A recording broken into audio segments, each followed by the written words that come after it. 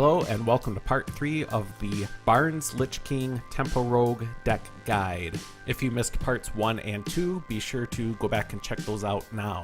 Today we're going to look at some more legendary level gameplay and stop every once in a while to point out something that I did correct or did incorrect. Let's dive in. I am versus Malfurion. I must protect the one. None can escape my fury. Karen always goes back. So then the question is, do I want the second swashbuckler? And I think no.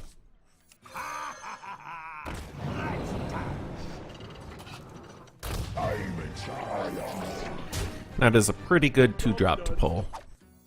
We will devour this world. A tango?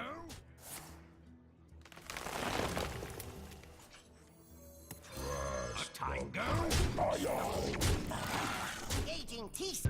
I was well aware that a lot of Jade Druids play mind control tech, but I hadn't seen the card in so long, I assumed that they had stopped playing it entirely and did not even give myself a chance to play around it.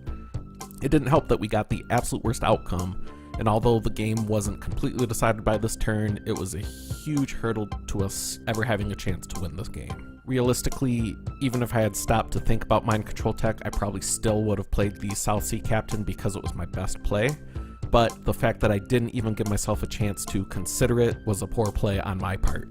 Oh, MCT, oh that's brutal. Or we can make a 4/4 Van Cleef, nah. South Sea Captain, SI7 Agent are both stronger. We can Barnes and see what we get. But what we can get seems weaker than SI7 or South Sea Captain. I think this is the most tempo we can put on the board right now. Let's backstab you. Combo you. Eat you. Eat you.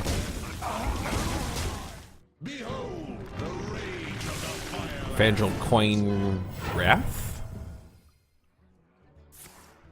So even though the game dragged on for several more turns after this turn following the previous turn really ended the game, gave us no chance of coming back. It's important identifying on which turns you really lose games because then you can focus your attention on improving in the right areas. I could take the wrong lesson from this game and think that I lost to a bunch of buffed Jades, but in reality I didn't lose to a bunch of buffed Jades on turn 10. I lost to Mind Control Tech on turn 3 and Fandral Coin Wrath on turn 4. Okay. Smart move. I concede. Maiev versus Anduin. The light shall bring victory. None can escape my fury. Okay, so Priest is a tough matchup. Regardless of what kind they are, Lich King and Patches always go back.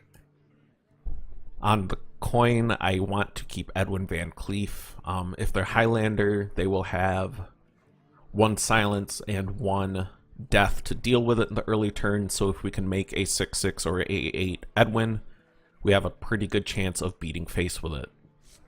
Well, new plan. We are likely to be making a 4/4 Edwin, which is pain-proof and death-proof, following up with a South Sea Captain. I hope you like my invention. The Brotherhood shall prevail. So he dies to something like Potion of Madness, Holy Smite, both of which are cards my opponent was likely to keep. I think I'm going to hedge against that just a little bit. You wish to live forever. Do we just Shaku here? I think the answer is yes. And I don't want to give him a power word shield target. This is always going face. I'm not sure that was correct. The arena player in me, though, strongly prefers me deciding what trades we make instead of letting your opponent decide what trades to make. And the easiest way to do that is to keep a clean board. Well, drawing Patches always sucks. Let's see what we get off of Shaku here.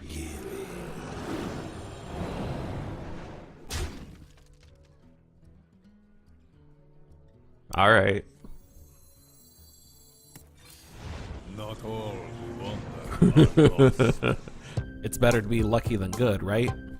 Seriously though, I have Prophet Velen on the field turn 4 as a direct result of me choosing to play Shaku turn 3 instead of South Sea Captain. Was my plan to land Mind Games and then from the Mind Games get Velen? I mean, no, of course not. That wasn't...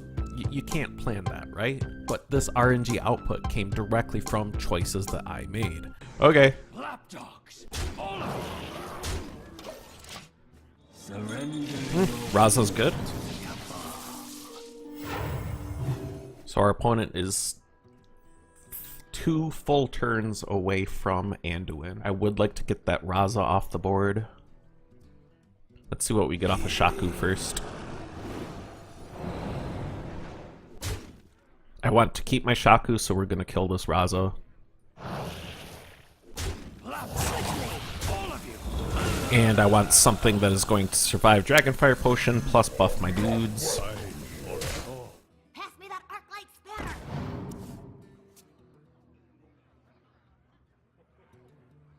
You have been. Maiev versus Uther. I will fight with honor. None can escape my fury. Okay, so we're going to assume Murloc Paladin. Patches always goes back. Bone Mare always goes back. Edwin on the play always goes back.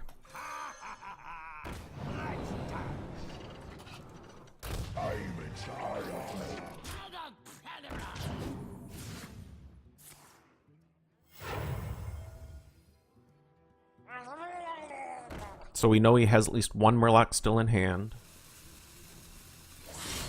Justice is mine.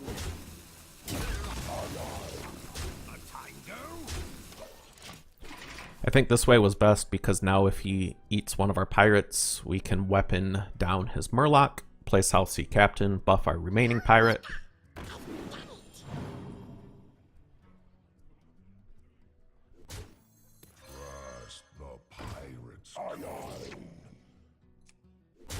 Justice is mine. Job's done. I mean, I don't know what's in his hand, but just based on the board state, he really needs to kill our captain. So now Silver Moon portaling that would be a waste, but Firefly into SI7 Agent makes some amount of sense.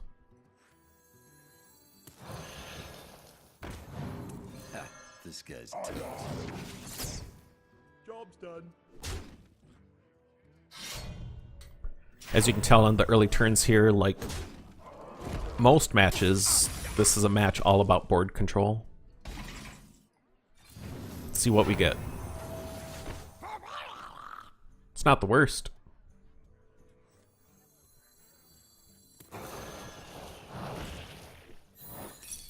Job's done. Okay.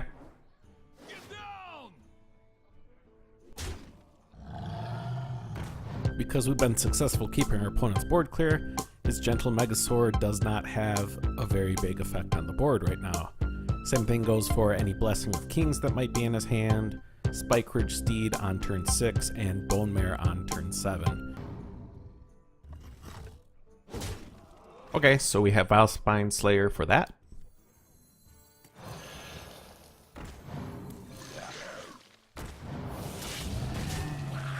So this would be Spike Ridge Steed turn. Because he has no board, he can't play it. He might have a Blessing of Kings stuck in hand. He might be trying to develop Bone Mare turn 7. Basically, we need to keep his dudes off the board.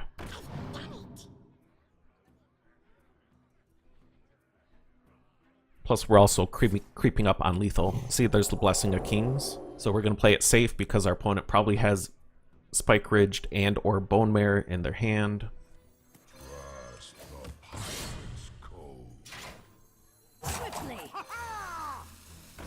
So let's get this guy off the board.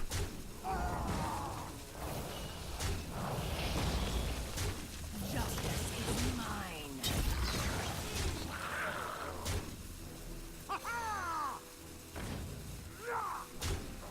Next turn we have Leroy for the final punch through if we need it. Scalebane ain't gonna do it. Secret also ain't gonna do it. We don't even need Leroy.